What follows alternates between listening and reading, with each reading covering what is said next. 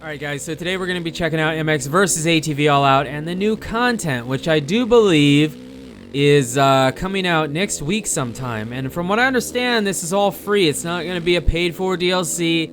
It's a free update to the game. And I'm sure it has the regular bug fixes and optimization improvements and whatnot, but they also did add in some pretty major stuff. 2 tracks. This is the Supercross track, and do a few laps here, and then we will switch over to the national track. The drone cam, which is super sick. The time of day riding. You can see we have time of day riding here now at Flying Moto Ranch. And the other free ride maps, not just the Goat Farm or the Hometown MX track pack.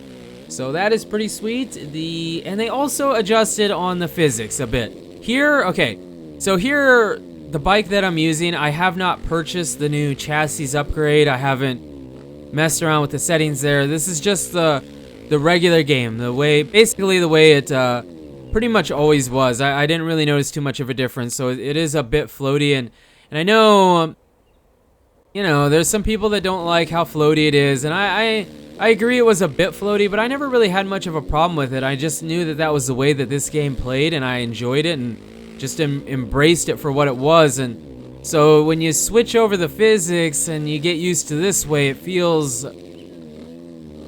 I guess it takes a little bit getting used to. It just feels off at first. I'm not saying it's a bad thing.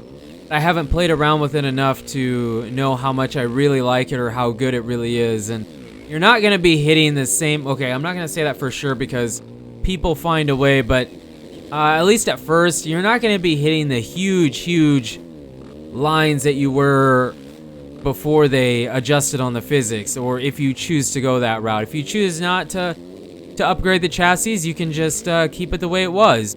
If you didn't like how light the bike was or how floaty it was, you now have the option to change that. But for all these lines and riding around this Supercross track, yeah, the bike is still the way it always has been. I haven't adjusted on anything, so yes, just kind of showing you how the track works with the way the game normally would play. And I'm also going to mention, before I forget, I am playing on PC, so if you are on computer and you have mods, you're going to want to get rid of those mods probably. I had trouble when I was trying to run the game. I updated the game, and then as soon as I tried to load into the game, it crashed. It was crashing over and over again. I got rid of my save game file. I had a backup, but I got rid of it, made a new one, and it kind of worked, but it was still occasionally giving me the error. And then it just kind of dawned on me that, oh wait, I believe I have some old mods installed. And sure enough, as soon as I got rid of them, that was the problem, and now it runs fine. So yes, if you have mods on PC, just for PC guys, you're going to want to deal with that accordingly. But yeah, that wraps up the Supercross track. And now we're going to be switching over to, I believe, the national track.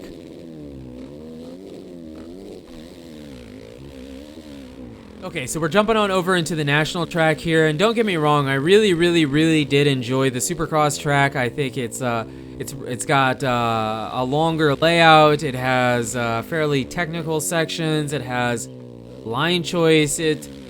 It's awesome. I really loved it, but I think the game in general has fairly good Supercross tracks, and what I guess a lot of people have complained about since it released were not having enough good nationals, and they've done better with the Goat Farm, the Hometown MX track packs, and now this track really have improved on the national tracks a lot. And this track, it's not like it's really hard, but it has,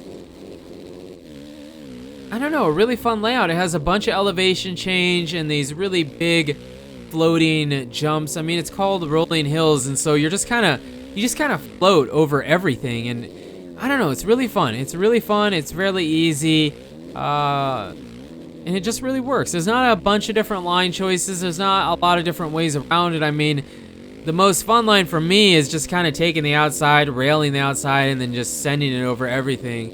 And then, for instance, that kind of hill there, it's not really, you know, you just kind of float over it, especially if you hit the right line. Now, this section coming up, you kind of quad in and then just kind of keep going through it. And the sound actually does change. You can't really hear it because the volume's not really loud enough and I'm talking over it. But yeah, you'll see when you play it for yourself because it is in the patch. But the sound kind of echoes off in between those trees. It's kind of interesting how the sound does change here. Now, we are going to finish this lap and then we will switch over to another lap on the same track in first person. So if you're a first person fanatic and have always wanted to see more of that on the channel, well, here you go, because I loved it. I mean, I bet I played a few hours on this patch, or with the new patch here, and I would say a good hour of that playtime was playing on this track here in first person. It was so much fun. It was like, I mean, the first person camera is a lot better anyway since they pulled it back, and it's just a smoother camera in general, and it works so much better. But on this track, since it was an easier track, it was a faster paced track, and just overall, it worked really, really well for a guy like me that doesn't usually play in first person. It worked really, really well, and it was fun. This was the I'd say the second best part about the content that they're giving us in this new patch here was running this track in first person. The best, well, I don't know if it's the best part, but it was the most entertaining, the most interesting, was messing around with the drone cam on this track. It's it takes some getting used to, but you'll see it here. I believe it's after we finish this lap. So yeah, I guess I don't really have too much else to say about it. This track, I think a lot of people enjoy it. It's just, it doesn't have a, if you're a guy that really wants to have a challenging track and a skill gap, I don't really believe it's going to be this track. I think you'll enjoy the Supercross track even more.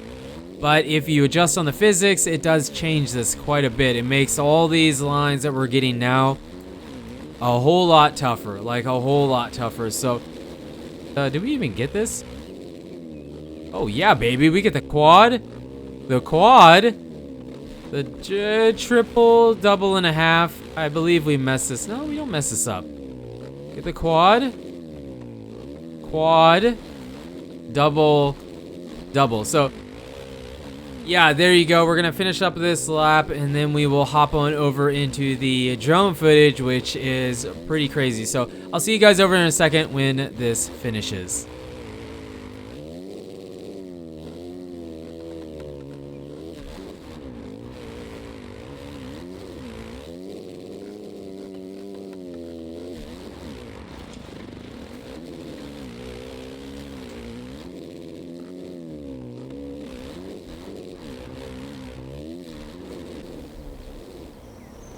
Okay, so here we have the drone cam, and this thing is wild, man. It feels like something that would only be in a replay mode, and it is a bit weird because, okay, right here you'll see it. So the camera didn't go around because it's a drone, so it just kind of hung out in that corner and keeps following you. But when it's viewing you from the front, I mean, unless you have the track really, really, really memorized, and I kind of go off track here, you'll see it. It's kind of hard to determine. I don't know. It looks easy, but it's kind of awkward. But the camera is super fun.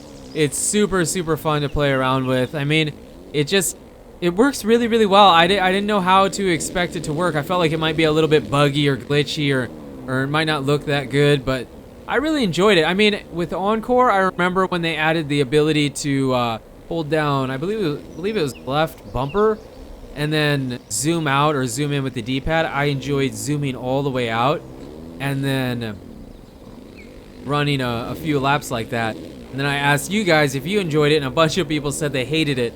Well, for me, considering I kind of enjoy that camera angle, this feels like an improved, upgraded version of that. So really interesting. I like to see that they're bringing this in. Again, it kind of feels like it would be something that you'd find in a replay. I think it's very innovative to see it in a moto game. I mean, maybe it's in a car game or something. I really don't know, or another bike game. But at least for me, this is the first time that I've seen it in a moto game. So good job, Rainbow. This was awesome. Love seeing the innovation. But it is kind of awkward to play with. Like I said, unless you tried it out. I mean, if you were just using it in free ride, that's what I should have done, is just free rode the compound. But I don't know, I wanted to try it out on a track. I think it'd be really hard to try it out on a Supercross track. It was easier to do it on the National than it would be the Supercross one, because you don't have to be as precise. And if you go off track, you can kind of fix yourself. So yeah, we're going to be jumping over into the final part of this video, which is tuning.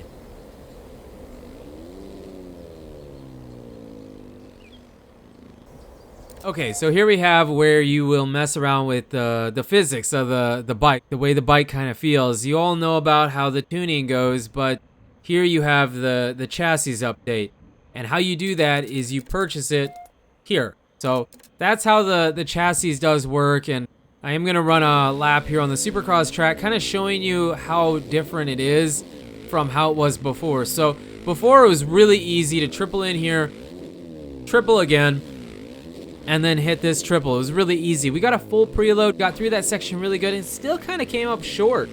Now, I do feel like it does work better in the whoops than it did before, and I feel like overall it controls better on the ground, but you're giving up a lot in the air. It's much harder. You have to hit a more realistic line, which is kind of fun, and you're not hitting the huge lines that you were before. So overall, I think it'll be fun. I think a lot of people that weren't happy with the floatiness of the game will be happy with the way that it feels now, but it does change the game a lot. You're not going to hit the same lines probably when you're adjusting on the chassis and, you know, making the bike feel a little bit heavier and more grounded. So overall, definitely was a good addition. So you guys and girls are absolutely amazing. Thank you so much for the support on the channel lately. It really, really does mean a lot. I can't thank you enough. And until the next video, take it easy.